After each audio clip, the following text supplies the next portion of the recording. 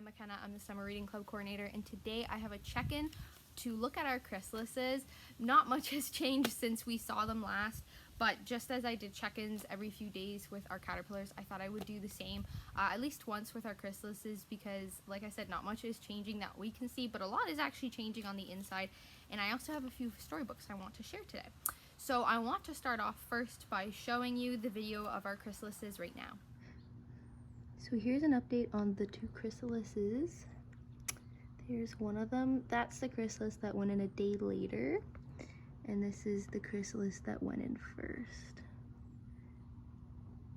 And as you can see, they're gold lines, gold speckling, and how green they are. So currently our chrysalises are 5 days old and they're about 5 to 7 days away from opening, so not long at all. And right now the chrysalises don't change much from day to day. As I said, they're staying green, their coloring's not really changing much. In the first 24 hours of them being formed, they did harden up and become quite solid, but otherwise not much else is changing from what we can see. On the inside, a lot is changing. And so about 24 hours before the chrysalises are ready to open, which you will see in a few days once we get to that point, they will start to go clear. And then about 24 hours before, about 30 minutes before they're about to open, or an hour or so, they will go completely transparent. So you will be able to see perfectly through the chrysalis, and you'll be able to see all the features of the monarch wing, including the orange and the white speckling, and some of the details of the butterfly itself. And this means that it's about to open within an hour or so. I almost always miss them opening because it happens so quick and you never really know when it's gone completely clear, but it's a very fast process once it goes to open. So when it is ready to open, the butterfly, it'll split the chrysalis up the side, and it almost divides into like 3 little pieces. And then the butterfly will wiggle its body out and it'll cling on to the chrysalis and hang on to it while it pumps its wings full of what is essentially butterfly blood. So when the butterfly comes out of the chrysalis, it initially has very crumpled up wings that almost look like crumpled paper, and over the course of an hour or so they will pump them full, and they will flap them while they're pumping them full. And if you were to watch a monarch butterfly do this, you would also see liquid dripping down. That's just the excess liquid that it's not using for its wings. And this is the process that they go through right when they come out. They don't come out with perfectly formed wings. Like I said, it does take about an hour or so. This is when they are super delicate, and because they have no defense of being able to fly, so it's important for them to be able to do this fairly quickly. I don't think it's ever taken a butterfly that I have raised more than 20 or 30 minutes to do this, and then they're fully ready to go within an hour or so. Usually they will take a little bit of time just to relax and get used to everything, and then once they're ready to be released, they will be released, and then they'll fly up, usually to a tree, and they will roost there. That's what it's called when they just sort of hang on a tree. And then they'll get a sense of their bearings, and eventually they will flutter off and find a flower to take nectar from.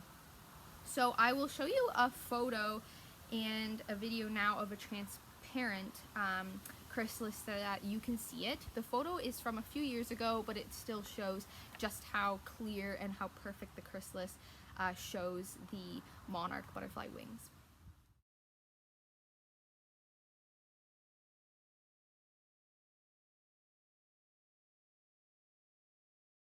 Today I have 2 storybooks for us, and this first one is called The Very Impatient Caterpillar, and I thought it was very fitting because I'm sure our caterpillars felt very impatient about going into their chrysalises, and I'm sure while they're in their chrysalises, they're feeling very impatient about coming out and becoming beautiful monarch butterflies. So this is The Very Impatient Caterpillar by Ross Burach and published by Scholastic Press. The Very Impatient Caterpillar. Hey, what are you guys doing? We're going to metamorphosize. Remember how we talked about metamorphosis in our last video? Meta what now? Transform into butterflies. Right, I knew that. Wait, you're telling me I can become a butterfly? Yes. With wings? Yes. For real? Yes. Wait, for me. Now what? Build your chrysalis. Chrysalis. Right, I knew that. What? How did you do that? Is it a spin or more of a twirl? Am I a butterfly yet? Ugh. Now what? Just be patient and let nature take its course. Patience. Right. I got this. Am I a butterfly yet? No. How about now? No. Now? No. Be patient. I have a question. Not yet. You don't even know what I was going to ask. Fine, ask. How's your day going? Also, am I a butterfly yet? No, just be patient. Shh, we're trying to metamorphosize, said all the chrysalises. Okay. Obviously, I know this, but do you know how long this takes? 2 weeks. Right. 2 weeks. 2 weeks? Oh, what am I going to do in here for 2 weeks? Can I get a comic book or something? What if I need the bathroom? I don't even want to play a game. What if I want a snack? Hello, 2 pizzas, please. My address? A chrysalis. Click. The phone dialed out. Hello? How long have I been in here? It's still day 1? This is taking forever. That's it. I feel metamorphosized enough. Look out, world. Feast your eyes on this beautiful butterfly. How do I look? Transformed? Time to spread my wings and fly. I don't know if that looks like much of a butterfly yet. Wait! Where are my wings? Splat. Time for a new approach. Okay, you can do this. You can be patient. Oh, who am I kidding? I can't be patient. His book says you can transform your life. Self-help. Get a grip. You can. I can't. You are the little caterpillar that could. I am the little caterpillar that couldn't. You can. I can't. You can. I can't. You can. I can't. Can't. And see the squirrel or the chipmunk is watching him like, what's going on in there? I can be patient, he says on day 1. Day 2, patience is all in the mind. Day 3, be one with the chrysalis. Day 4, deep breath in. Day 5, and out. Day 6, look, day 6. Day 7, I'm doing it. Day 8, just be patient. Day 9, just be patient. Day 10, day 11, 2 weeks later, he's trying to bust out again. I did it, I'm a butterfly. You know, I do feel transformed. Starting now, I'm going to be way more patient. That's great. Hey, where are you all going? We're migrating. Migrating, right. Wait for me! Are we there yet? Ugh. So something I've talked about in a few of our videos is threats that monarch butterflies face. And one of the key threats I wanted to talk about is something we've all been experiencing or witnessing in the last few years, which is rapid climate change and global warming. So not only does rapid climate change and global warming impact the growth of the monarch host plant, which is milkweed, but also it heavily influences their migration, which is an essential part of their life cycle. They are a migrating butterfly and they are unable to survive the winters here in Canada. So they need to be able to migrate in order to have a life cycle down in the south where it's warmer and then eventually fly back to lay eggs here in Ontario or across Canada. So what happens is, if in the springtime the cold weather is delayed into the summertime, that can confuse monarchs and they don't understand that they need to essentially come here and lay eggs, and sometimes it can even be too cold for them to survive if they have already started to migrate home to Ontario. And it goes the other way for late in the summer into September. If the heat lasts too long and milkweed plants are able to continue to grow and that heat is remaining, the monarch butterfly does not necessarily recognize that it needs to fly south. So it goes both ways. It's a problem in both ways. And of course, some years we will have warmer weather and cooler weather, but when it's extreme, as we've seen in the last few years, it can be dangerous and it can heavily influence the monarch migration, which is, like I said, an essential part of their life. So something you can do to help, which is not necessarily helping migration specifically, but it does help overall to support monarch butterflies and butterflies in general and their life cycle and their ability to live in Ontario, is to help set up butterfly baths. So I don't know if you've ever heard of bird baths. It's a little bird bath where you fill it up with shallow amounts of water and birds will come and they'll sit in it and bath or they'll drink from it. You can do a similar thing for butterflies, because butterflies do something called puddling, and that essentially means that they will go to puddles and they will drink from it, and that's how they get nutrients and minerals that they are not getting from nectar. And I don't know if you've ever witnessed a butterfly do that. I never have personally, but they do it all the time. So something you can do to help basically build your own butterfly puddle or your own butterfly bath is you can dig a shallow hole in your garden and put a shallow terracotta pot bottom, so the base of a terracotta pot, into that hole that you dig that's nice and shallow, and then you can fill it up with a little bit of water or let rainwater fill it, and then you can add rocks to it. And this way they will be able to puddle in the bath that you make them, and you might also witness some of them coming to it, and it helps just support them. Especially when we go through droughts, it's very important to help provide a water source to them. I also wanted to provide a few fun facts about monarch butterflies. So we talked about a monarch butterfly imposter a few weeks ago, which is the queen butterfly, which a lot of people kind of assume is a monarch butterfly, but it's not, because it looks very, very similar, but it has some key differences, as we talked about in that video. But another butterfly, monarch butterfly imposter, is called the viceroy, which are here in Ontario, and you will see them fluttering around sometimes, and I have myself mistaken a viceroy for a monarch butterfly because they look very similar. However, there are some key differences between the two.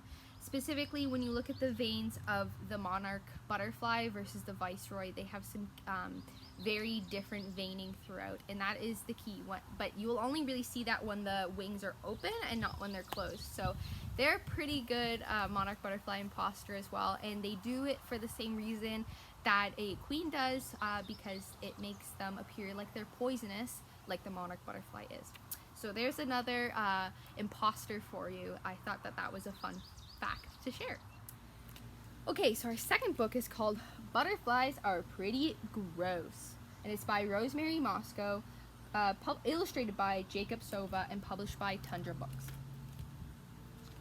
And it says, warning, this book contains top secret information about butterflies. If you decide to read this book, you will be shocked and disgusted by these totally true facts. Did you know that some butterflies love snacking on dead animals, rotten fruit, tears, and even poop? Not all butterflies are quiet. The red cracker butterfly is... not all butterflies are quiet. The red cracker butterfly is noisy. Some butterflies are stinky. Their smell scares predators away. Others are sneaky. Will you be fooled? Don't let their pretty reputation trick you. The science of butterflies is grosser than you think. There's our butterfly friend. Butterflies are pretty gross. Hi, I'm a butterfly, and everyone knows that butterflies are pretty. We flutter through meadows, we pose on fancy flowers, we show off our wings, we shimmer with all the colors of the rainbow. So majestic. Don't you look lovely? Oh, go on. Yes, butterflies are beautiful. Is that all you wanted to know about butterflies? Great, then don't turn the page. Close this book. You are done. The story's over. Nothing to see here. Huh, you kept reading. Well, there's much more you could learn about butterflies. The truth would surprise you. It would gross you out. Don't read any further unless you're ready for the real story. This is your last chance to close the book. Don't say I didn't warn you, because I did. I warned you. Here we go. Some butterflies are gross. They eat rotted food, they land on moldy fruit and slurp up the juices. They also eat dead animals. The slimier, the better. This guy says, deliciously disgusting. Some butterflies are drab. They're gray or white or brown. Some of them even look like dead leaves to help them hide from hungry birds. This guy says, shh. I don't know if you can see him down there. He's disguised himself. Some butterflies are noisy. If you walk past a red cracker butterfly, prepare for a surprise. It may fly towards you and make a noise with its wings. Crack, crack. Pretty peculiar, right? Oh, but there's so much more I haven't told you. You can still turn back. You can close this book. It's up to you. Okay, prepare to be weirded out. Butterflies are shapeshifters. Baby butterflies hatch from eggs. Hello, world. They are called caterpillars. They eat and grow. Num, num, num. When they get big enough, their skin hardens and they turn into chrysalises under the hard shell. They grow new body parts. How many legs should I make? I'll try 6. Soon they burst through the shell. Now they have wings. Time to fly. Some caterpillars are carnivores. Caterpillars love to eat meat. Most caterpillars chomp on leaves, but some of them are meat eaters. They hunt bugs. Grr, he says. Some caterpillars are stinky. Giant swallowtail caterpillars look like bird poop.